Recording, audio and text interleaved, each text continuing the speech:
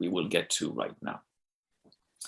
So we are moving to the third paradigm that I'm going to talk about today, what we might call the second paradigm chronologically, because it appears in Freud's paper, Psychoanalytic Notes on an Autobiographical Account of a Case of Paranoia from 1911. And I'll spend more time talking about this particular paradigm because I feel that it is the most elaborate, it is the most comprehensive among the three paradigms that we'll talk about today. Now, just to give some introduction, the paper revolves around the autobiography of this person called Daniel Schreber. He wrote a paper called Memoirs of My Nervous Illness. And Schreber's case is very interesting. I won't get into its exact specifics today about his case, but I can say that he suffered from an onset of psychosis, and Freud follows the several stages in this psychosis, leading from a great suffering to finally a stabilization. And it's important to note that Schreber's memoirs were written for the German juridical system because he wanted to be discharged from the institution, from the mental hospital that he was institutionalized in, and had to prove that that's a good idea to a court. And these memoirs were addressed to this court, so they are in a way a proof that he can leave the hospital and return to be a subject in the social bond. Now, generally speaking, Schreber's psychosis is characterized by Freud as manifesting in delusional ideas of persecution and what is also called by Freud megalomania. Now, when Freud deals with the case of Schreber, he provides a more dynamic interpretation of psychosis, and this interpretation is rooted in Freud's theory of drive and libido. Now, I'll just make a quick comment here, a comment which Lacanians usually make when talking about a theory of drive. The common translation of Freud made by Strachey has some errors that repeat in the translations. And one of the biggest errors is the fact that the word Trieb in German is translated into instinct. Now, in German, there are two different words, Trieb, which means drive, and instinct, which means instinct. And they mean two completely different things. But in the English translation of this paper, you will see that the word Trieb is translated to instinct as well. So this might be quite confusing, but in fact, Freud is not talking about instinct here. He is talking about the drive. He is libido. Now, what Freud says, basically, and we'll get deeper into that, is that psychosis originates in a unique type of fixation that he calls a narcissistic fixation. And this is a hypothesis that he will develop 3 years later in his paper on narcissism, an introduction, and then 1 year later in his paper, repression. So in order to really get the full picture of this paradigm of psychosis that is presented in this paper on Schreber, you are advised to read these papers as well. So what is fixation? It's a very important concept in Freud's psychoanalysis. Fixation is something that happens on the level of the drive, and particularly on the level of what Freud calls primal repression. Right? Freud distinguishes between what he calls repression as defense or repression proper, which is the repression that we know, this disjoining of the idea and the affect and the inscription of the idea in the unconscious. But Freud also says that in order for this type of repression to function, there must be a more primal repression that doesn't work on the level of ideas, but works on the level of more, let's say, primitive forms of psychic inscription, which he associates with the drives. He calls them the representatives of the drives.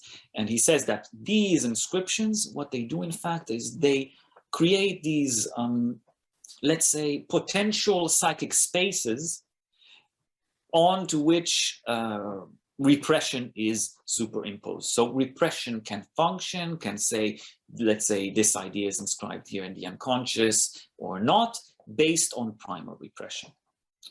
Brief, simple, there's much more to say about that. I'm very interested in this, and I've written quite a lot on this, but let's keep things simpler today.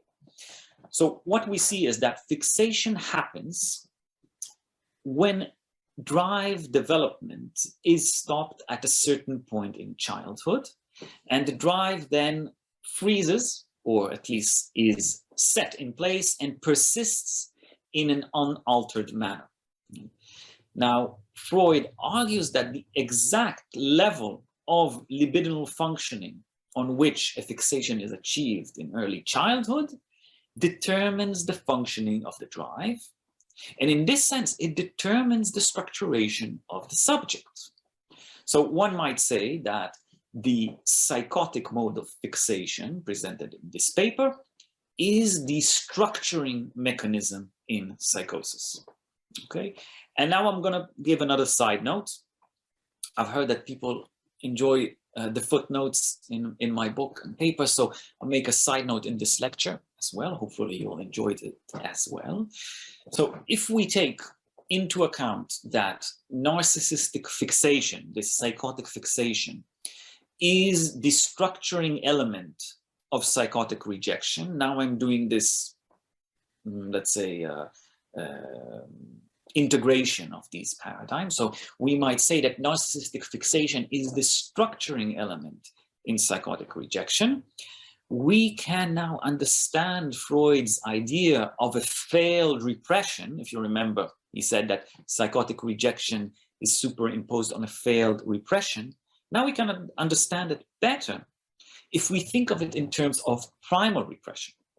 So in psychosis, we say then that something on the level of primal repression goes a different way, not making way for repression proper, but making way for psychotic rejection that is then superimposed on this primal repression that went awry.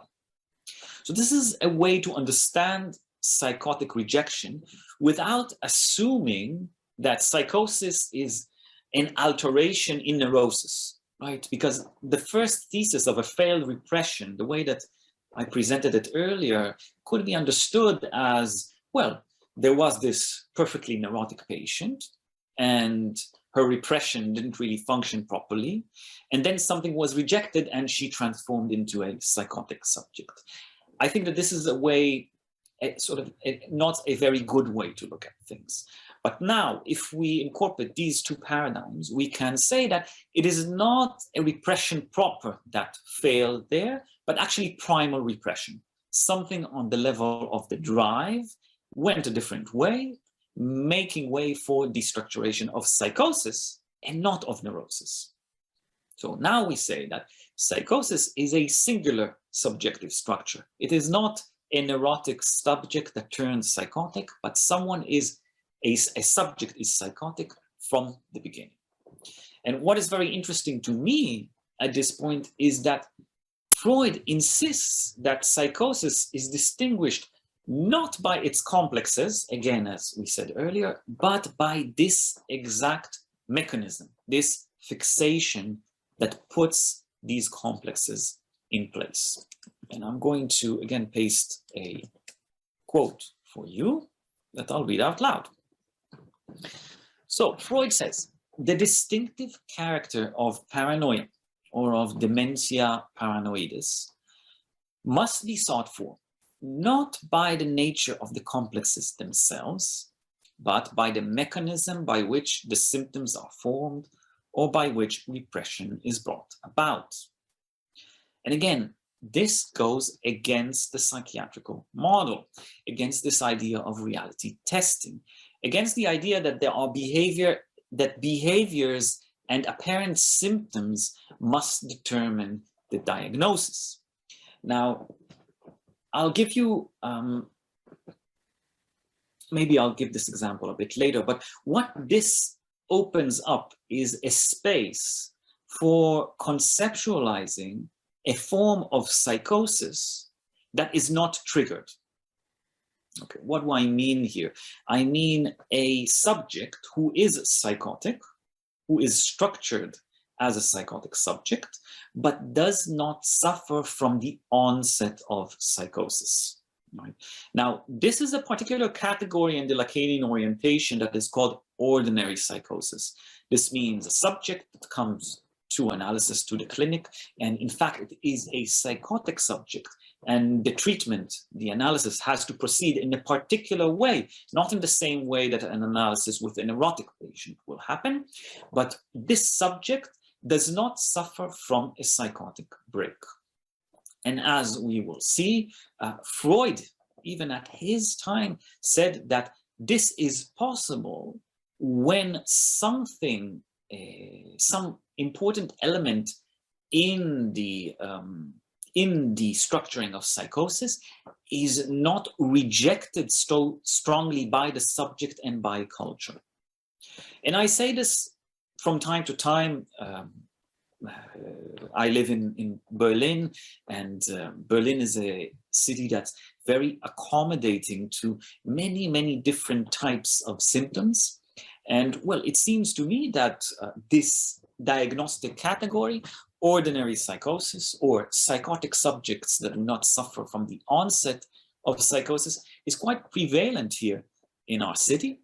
And well, one explanation is the fact that on the cultural level, on the level of society, psychotic subjects find more space to exist and suffer less scrutiny or pressure that many times causes the onset of psychosis. I will get to that. That is what I will call the contingent factor in the psychotic mechanism. But let's go back to Freud. And now we're going to venture into murky waters. Because if you'll read Freud's paper on Schreber, you'll notice that he puts an emphasis on the fact that the psychotic mechanism in the case of Schreber is a unique type of repression that comes to ward off homosexual wishful fantasies that are not accepted both personally and socially. Okay, you'll see that repeating in Freud's paper when he talks about Schreber's case. So let's put a pin in that, and let's go to the paper on narcissism to try and understand why is Freud insisting on this aspect here, and then, well, after criticizing Freud, trying to maybe read Freud a bit differently in order to see what is useful about this argument. So let's go back to On Narcissism. And in that paper, you'll see that Freud says that libido, that the drive, goes through fundamental transmutations at an early age. Now, it starts with this mysterious autoerotism that you might have heard of, and some people confuse this with autism, which I very much go against. You know, autism is many times associated with this state of aloneness, with this shielding or warding off of the exterior world. But I think this is not a proper way to look at autoerotism. If you ask me, and you can see this in Freud, autoerotism is not so much a state where there is no world, as much as it is a state where there is no ego. There is no unified ego.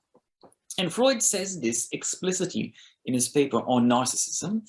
And he says that it is only on this stage of libidinal functioning called narcissism that the ego comes into being. Now, this is interesting as a side note. We see that the ego is preceded by the psyche. The ego cannot be equated to the psyche. And in this sense, psychoanalysis, being about the psyche, cannot only focus on the ego. Ego is a secondary construction, a construction that comes after the activation and functioning of the drive in the psyche, and whatever this means in terms of subjectivity, as we said so far. Now, on the level of narcissism, the ego comes into being, and then also the form of libido that Freud calls ego libido comes to the fore. This is a libido that is directly invested in the ego as an object. Now, after this mode of libidinal functioning comes object love. This is a stage or a mode that many psychoanalysts talk about very lyrically as this unification with the object, where we might say that narcissistic onanism can be transformed into activities that are more on the level of the preservation of the species. You might hear that I'm a little skeptical here. Some psychoanalysts talk about this mode as a mode where we might say that subjects are actually fucking, or a mode of normative sexuality where sex works. And to me, this is a puzzling idea. And while Freud did go there several times, he didn't always go that far. What would be more interesting for our discussion today is to understand that on the level of object love, libidinal cathaxis can sometimes, let's say, traverse the investment in the ego. We can say that the world, the humanized world, in its continuing dimension, in a dimension of a future, can be associated with what Freud called object libido, that is established in this mode of libidinal functioning. Now, in the paper on Schreber, these two modes of libidinal functioning are determined, according to Freud, on the basis of the subject's genital affiliation and object of choice. And this is what brings Freud to talk about homosexuality at this level.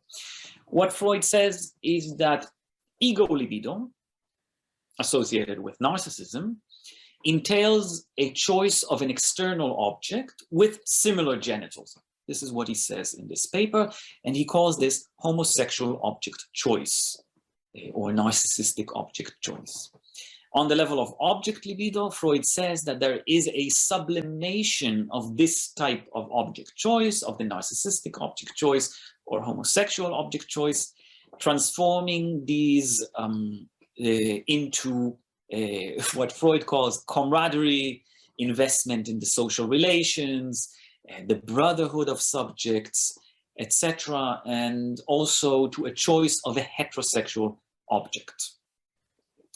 Now, Freud argues that commonly there is a progression between this ego libido to object libido when the subject or the drive reaches this mode of object love. But Freud says that this is not achieved by all subjects. Some subjects go through a fixation. We talked about this, but now we understand this better. This is a fixation on the narcissistic stage. And these subjects that are fixated on the narcissistic stage are at the risk of developing pathologies that will undo their libidinal investments in objects in the world due to this regression of libido to the ego. So what we see in the paper on Schreber is that Freud basically argues that psychosis is rooted in a failed progression between the stage of narcissism to object love, or in a fixation on the narcissistic stage. Now, in more contemporary terms, we might say that it entails a certain rejection of their reliance on the social bond, right? Something that might not have to do with one's hetero or homosexual object choices, but with the organizing and domesticating cultural currents that provide the drive with its modes of circulation. Now, Freud emphasizes homosexuality in the case of Schreber because he finds it in his delusions. Schreber builds up a fantastic delusional system which revolves around his feminization and what he calls emasculation. And Freud then identifies something on the level of this rejection of an innate homosexuality in the case of Schreber. But I suggest that we do not universalize this and address all of those that read Freud in this way as being progressing perspectives that I think are questionable today. I think what's important to preserve from Freud is the fact that in Schreber, we see Freud identifies these homosexual wishful fantasies that are rejected by Schreber himself and by culture, the culture that surrounds him. And this is what Freud emphasizes as a risk for his already structured psychosis. So it is not the fact that it is not homosexuality itself which is elementary here. What is fundamental is, well, what is fundamental, and Freud stresses that in his thesis on sexuality, is that these aspects of sexuality are, you know, they are elementary for all subjects in childhood and in adulthood. What is important here is the fact that there is a certain rejection that contingently brings about the onset of psychosis in the case of Schreber. But we digress a little bit, so I'll bring you back into our discussion by posting another quote. This one is a bit longer, but I'll read it as well. So Freud is saying the following: people who have not freed themselves completely from the stage of narcissism, who, that is to say, have at that point a fixation which may operate as a disposition to a later illness, are exposed to the danger that some unusually intense wave of libido, finding no other outlet, may lead to a sexualization of their social instincts, and so undo the sublimation, I added here, of their narcissistic tendencies, which they had achieved in the course of their development. This result may be produced by anything that causes the libido to flow backwards, meaning that causes a regression. And here I suggest that we emphasize the contingent factor. There is something that might be a risk for pathology, for regression to the stage of narcissism, something that might manifest in symptoms of psychosis. And now we are starting to speak about the onset of psychosis.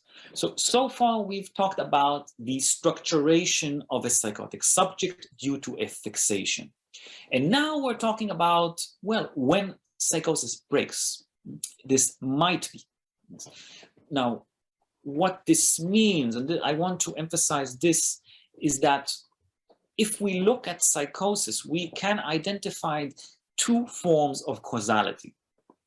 First one is a structural causality, what we talked about so far. A subject is structured as a psychotic subject, but this does not necessarily mean that we will see a psychotic break. What we see in Freud is that these people that are structured as psychotic might be at the risk of experiencing a psychotic break.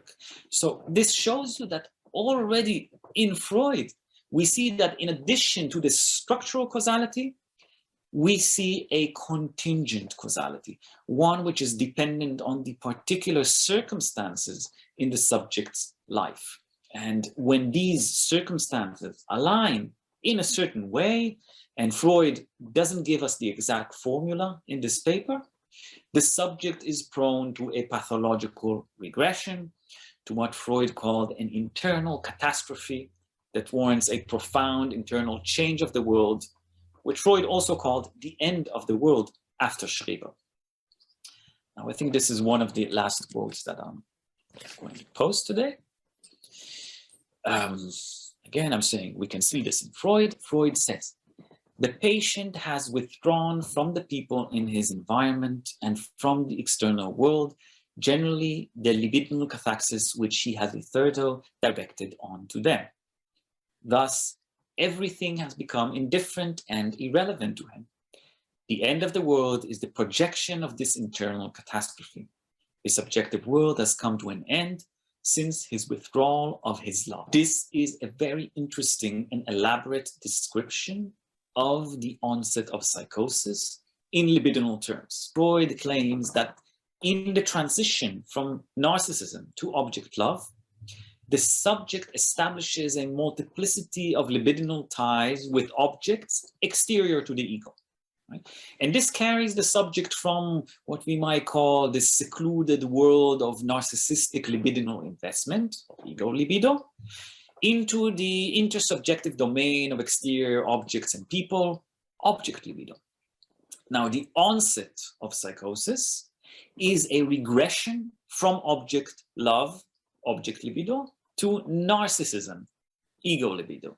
And this regression entails a devastating detachment of libido from these objects and people in the world.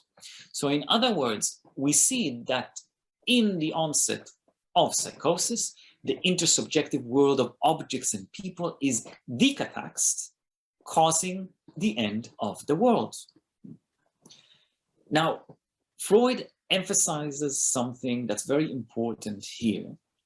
And he says that we clearly see that psychotic subjects, even at the height of their illness, they're not totally withdrawn from the world, right? And we can look at Schreber. He's a paranoiac. He's very interested in the signs and messages that he receives as being directed to him from the world. So Freud adds something here. He says that in psychosis, the libido that has been invested in objects in the external world is not totally abandoned, but is redirected to the ego. So what we see, in other words, is that object libido is substituted with ego libido.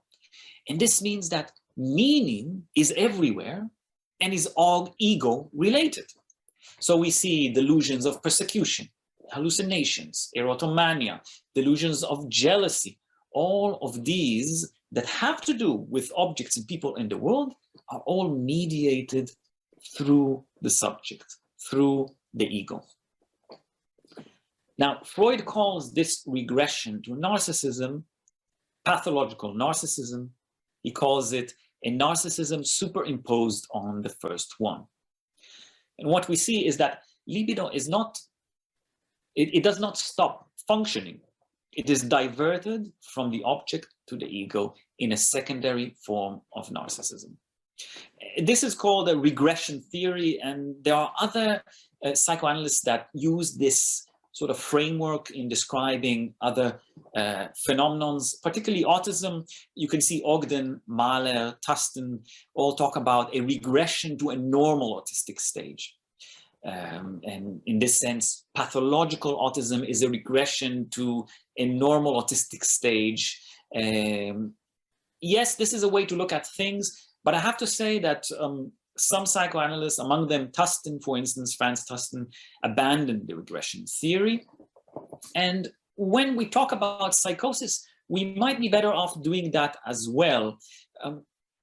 Instead of talking about a normal psychotic stage or something on the line of, on that line, we might say that there is a psychotic element that is fundamental to every subjectivity.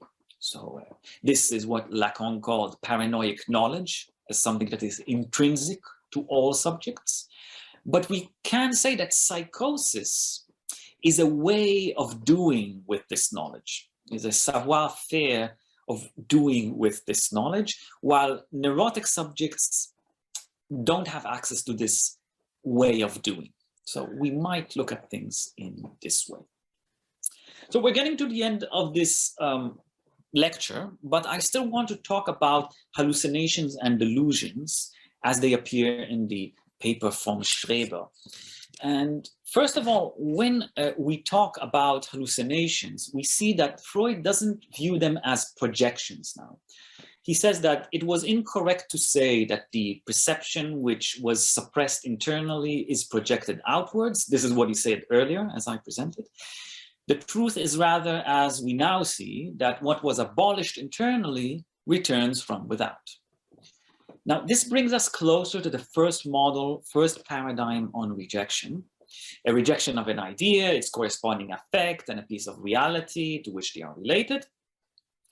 And what we've been saying is that rejection means that there is nothing existing internally anymore, right? So if there is nothing internal in existence, nothing can be projected outwards from the inside, right? And this is the logical argument that Freud presents here. And what he says is that when a drive impulse is rejected, it reappears from without in the guise of a hallucination, right? And this is what Lacan talks about foreclosure, making something reappear in the real. And we will talk about this in our future sessions. We'll talk more about hallucinations. About delusions, and this will be the last topic for today, but I think a groundbreaking perspective on psychosis here. Freud does not consider delusions in this paper on Schreber in terms of these feelings of self-reproach that are projected to others, but now he views them as projections of narcissistic libido onto objects.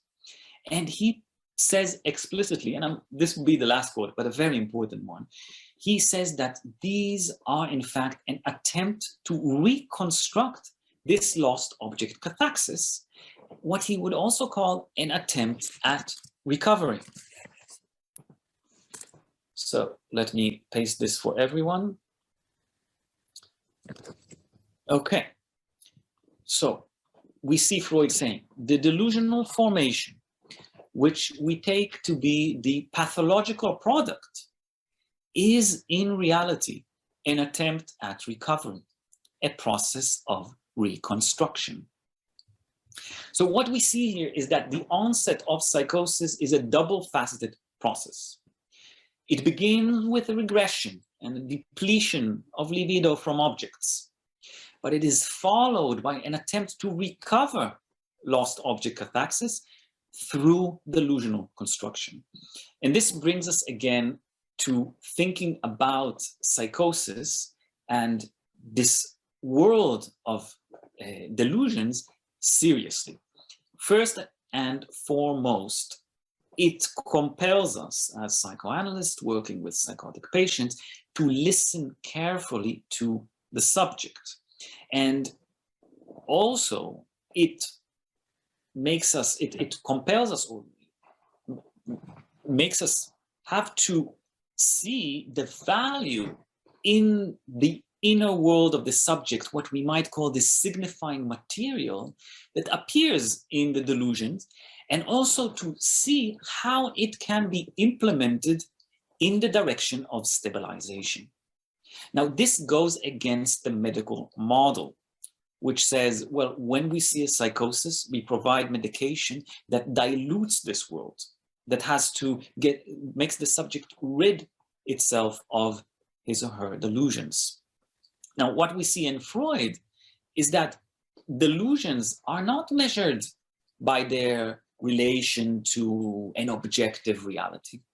They are measured by their power to produce transmutations in the functioning of the drive. And they have a power to produce structural alterations in the subject's relation to reality. And this is what Freud emphasizes again and again in Schreber's case. He says Schreber was forming a complete delusional system that took into account this suffering that he was experiencing. And this was the key to his recovery. Yeah, this suffering turning into delusions of persecution, finally transforming into delusions of grandeur. Now, I urge you to read the Schreber case. It's fascinating. But what you'll see there is that Schreber progresses from an unbearable suffering in the body, and then relating this suffering to his psychiatrist, who he calls a soul murderer. Then building up this whole system of gods that have to do with this suffering, and eventually finding a solution in being God's wife. Schreber finds out that he has a mission to become God's wife, and he invents this notion of emasculation. And through this notion, he instates a new order of things, right? And now things are better understood as the world of libidinal objects.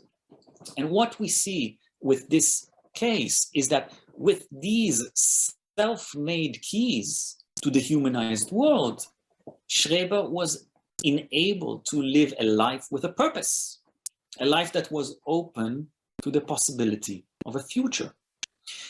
This, I think, we must take as an imperative for all of us that do work with psychotic patients, to try and see how delusions can be worked with as a stabilizing factor.